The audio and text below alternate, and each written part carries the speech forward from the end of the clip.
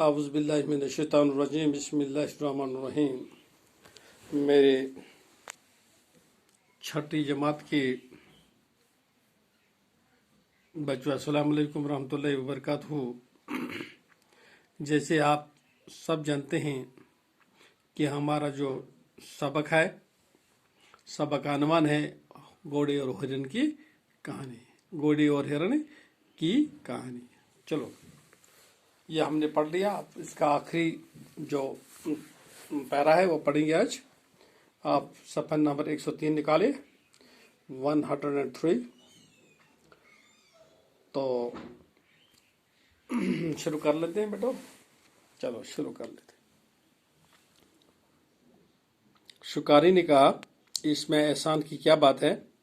مجھے شکار ملا اور اس کے ساتھ ہی ایک اور فائدہ بھی ہوا۔ گھوڑی نے پوچھا، وہ کیا؟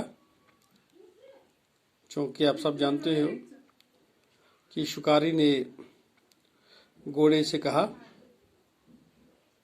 کہ اس میں احسان کی کوئی بات نہیں ہے، مجھے شکار بھی ملا لیکن ایک اور فائدہ بھی مجھے ہوا۔ اس پر گھوڑے نے پوچھا کہ وہ کیا ہے؟ شکاری نے کہا، مجھے پہلے نہیں معلوم تھا کہ تم اتنے کارآمد ہو، اب پتہ چلا کہ تم بڑے کام کی چیز ہو۔ یہ کہہ کر اس نے لگام کھینچی۔ گھوڑا بیچارہ بے بس ہو گیا۔ کرتا تو کیا کرتا، شکاری گھوڑے کو بستی میں لے آیا اور وہ دن اور آج کا دن گھوڑے کے منہ سے لگام نہیں نکلی۔ اور گھوڑے کا کام یہ ہے کہ وہ آدمی کو اپنی پیٹھ پر بٹھائے پھرتا ہے، اس لیے تو کہتے ہیں کہ آپس میں لڑنا جھگڑنا ٹھیک نہیں ہے۔ تو آج کچھ اور لفظ ہیں، اس کے ہم معنی جاننے کی کوشش کریں گے۔ تو ہم نے مکمل کیا ہے سبق۔ اب کچھ الفاظ ہے کہ معنی: احسان مند، احسان ماننے والا، انتقام بدلہ، کارآمد کام آنے والا، مفید، ترکیب، طریقہ۔ کچھ سوالوں کے جواب ڈھونڈیں گے۔ گھوڑے کو غصہ کیوں آیا؟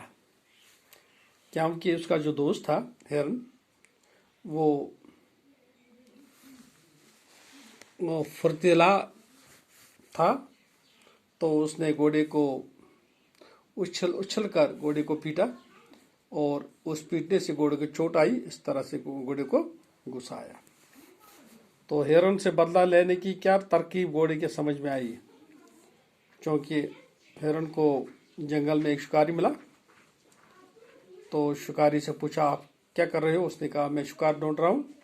تو اس طرح سے اس کے دماغ میں ایک ترکیب آئی کہ کس طرح سے ہرن کو مار دیا جائے۔ تو اس طرح سے اس کے گھوڑے